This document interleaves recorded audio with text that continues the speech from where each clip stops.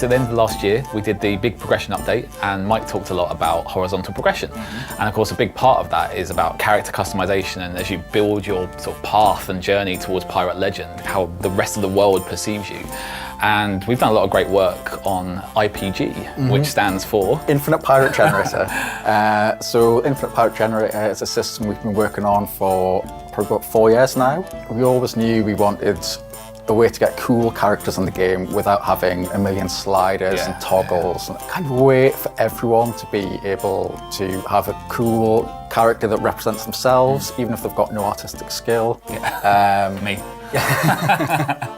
And I think we've come up with a good system. Yeah, it's great. And like, I think it's really hit that tone around that.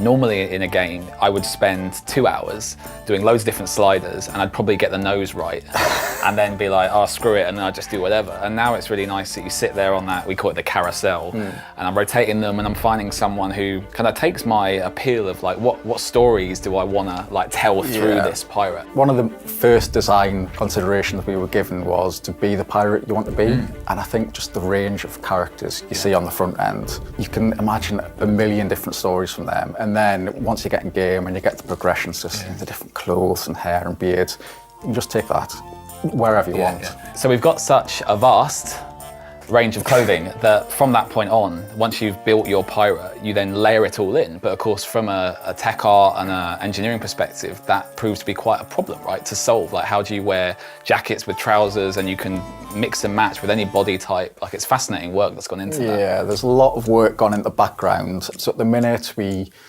got a range of body types and genders. All of our clothing and hair and beards work across all those. But we obviously don't want to build sort of 10, 12 different versions of each jacket or each boot. So we came up with a system which we basically create each asset once, and then we basically morph that jacket on all the different body types. And as long as each asset fits onto a base template system, they should all work together. So you'd be able to put on long gloves and your jacket sort of ruffles up, or you take them off and it gets the full length sleeve. You put a jacket over a shirt and you can still see the shirt, and you can swap that shirt in and out, so everything's fairly seamless. Of course, you wouldn't be a pirate without a hook for a hand or a peg for a leg, and that's been a major part of really how we build out this system. And when we talk about horizontal progression, what we're kind of talking about is your reputation level within the world of Sea of Thieves, and as you're moving up towards Pirate Legend, that you're not power progressing. It's very much in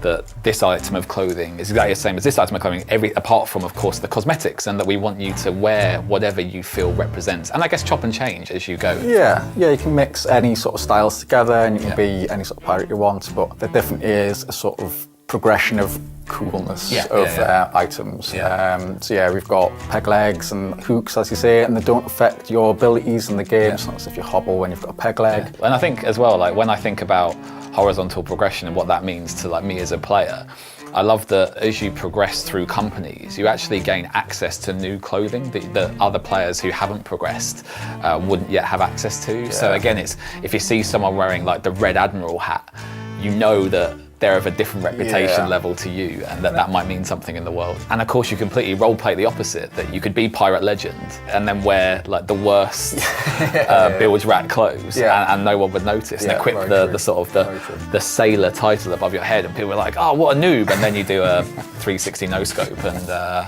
prove otherwise.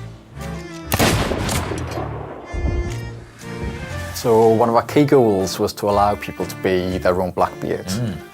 So on top of item customization and character customization, you've obviously got ship customization, which ties into that. So if you go to the shipwright, you'll be able to change your hull, sail, and figurehead liveries. Of course, that felt like the next extension, right? Is you've, I guess, decorated yourself, however you want to represent yourself in the world, and you've got your crew, and then you can be like, how do we want to represent ourselves within the ship? Because we know that players want to, at some point after launch, own ships, and that'll be one of our updates that we'll be rolling in post-launch. But it's really important to us that for launch, that when you see a particular sail on the horizon, that has a meaning and that means something, and you might have heard about that crew. And therefore, it kind of shows almost like a sense of stature within the world, that if someone has, I won't spoil it, but a certain livery, then you can see that and know. And again, like we were just talking about with the clothing, they could have the opposite. They could have the worst sail in the world, and then you're like, oh, these guys know nothing, and then surprise. So yeah, I think it's fair to say that we can't wait to see how players represent themselves as Pirate Legend and beyond, and cheers. Cheers.